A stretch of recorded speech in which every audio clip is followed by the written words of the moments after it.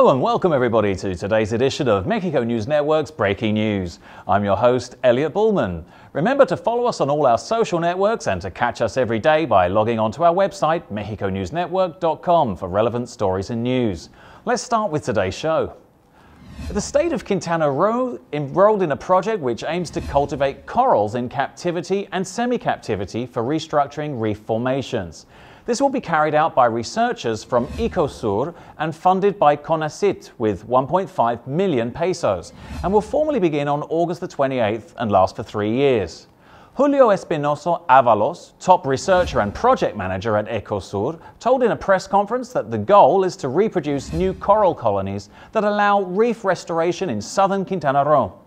He considered the world's reefs are badly damaged, mostly the ones in the Mexican Caribbean, so much so that it's been catalogued as coral bleaching in reference to the colour they've obtained.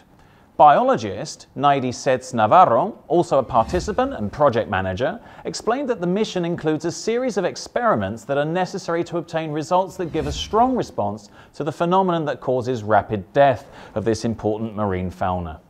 She explained that the recollection will take place in August and will be made with conical traps deposited in buckets. Then they will be fertilized. After that, they'll be transferred to the aquarium of Xcaret, where they'll be placed in separate incubators to wait for the embryo phases until they become larvae. In other headlines, tourism is taking back the reins and coming full steam ahead this 2016. Because according to numbers from the Bank of Mexico, the incoming foreign currency from international tourists summed up $3.297 billion in the first couple of months of this year.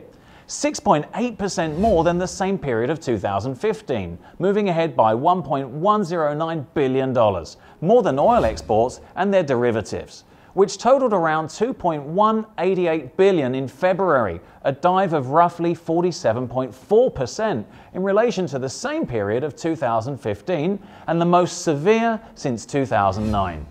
As the saying goes, numbers don't lie.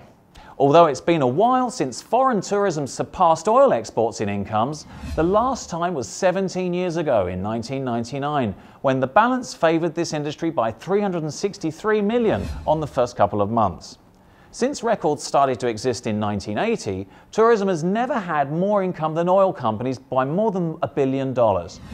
On the other hand, oil barrel prices averaged around $24.03 between January and February, 45% or $19.5 less than in 2015. It's been projected that foreign tourism could bring a lot more money than oil companies in the rest of the second quarter, but things could turn around on the second half of 2016 too.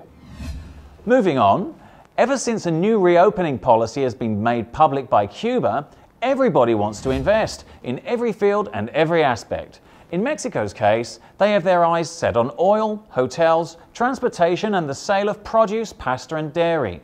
The field of opportunity is huge. There are economic sectors for Mexican investors to destine their money in either a short, medium or long term. According to the president of Mexico-Cuba Business by National Chamber, at least 40 companies in Mexico have shown an interest in investing in the island, in either the oil, tourism, agricultural, food or construction business.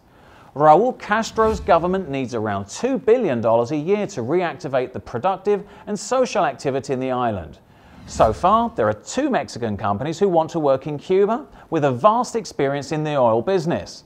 Because of the international drop in oil's prices, companies have seen a rise in the exploration and extraction costs of this hydrocarbon. Still, the energy field in Cuba is fundamental.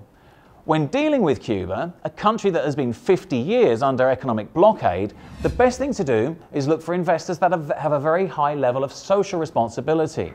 There have been meetings already with the Mexican companies that work in the oil business. Landing a project in Cuba may be difficult, but there are no impediments for foreign investors. In other news, Nissan's Tsuru is one of the best-selling cars in Mexico. But according to the Japanese company, it will no longer be marketed in 2020. The reasons for its discontinuance is that there are no possibilities to incorporate new security applications in the vehicle, such as airbags or ABS braking system. And with the entry of the NOM 192, these attachments will be mandatory in Mexico. However, according to the outgoing CEO of Nissan, the automaker is already working on something for the future, And although it cannot reveal the axis of the strategy that will help them continue to lead the market, the directors said the company will seek to offer an alternative that can be similar to Suru. This car is a deep-seated automobile that has very particular attributes in durability and price offer. It's also very reliable and claimed, so the challenge to find something like this is great. According to the scenario that's planned, the Japanese company could choose to bring to Mexico some other model of its portfolio abroad that could have similar attributes to those of the Suru, or to develop a new brand to take its place. That was all for today. Thank you for staying with us. I'm your host, Elliot Bullman, and remember to follow us on Facebook, Twitter, and Google+. Log on also to www.mexiconewsnetwork.com for more information on Mexico and the world. Until next time.